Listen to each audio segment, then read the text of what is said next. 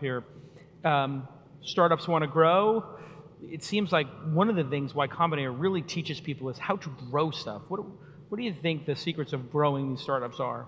Well, in terms of techniques. You got to start with a small, intense fire. So you have, suppose you're the Apple One, right? You have to find, I mean, I think they made something like 500 of those things, right? So all they had to do was like find 500 people to buy these computers, and they launched Apple. Apple! Yeah. Right? So you got to find a small number of people. It's necessarily going to be a small number of people. You can't find, it's impossible to make something that a large number of people want a lot. So you've got to find people who want what you're making a lot. And that's necessarily going to be a small number. And that's okay. That's how these giant things get started, right? You don't have to do any better than Apple and Facebook.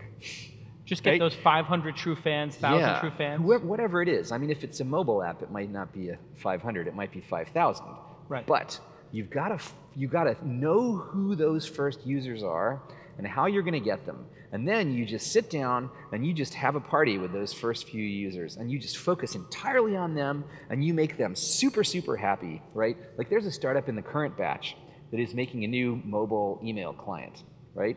And their beta group has one user, Sam Altman.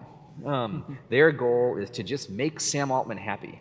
And when and Sam Altman uses email a lot on the go, he's sufficiently demanding that if they make, and he knows what all the other options are too. Yeah. So he's sufficiently demanding that if they make him happy, they've sort of used him as like the positive for a mold, right? They can now make lots of people happy, and that's sufficient, right? So one of the things we tell startups in these extreme cases where you could just like make one user happy is act like you're a consultant. Act like Sam has hired you to make an email app just for him. All you have to do is make Sam happy. It can say Sam Altman at the top of the screen. That's okay. Yeah. Right? Just so long as you make Sam feel that he would be bummed if you stopped working on this. That's the test.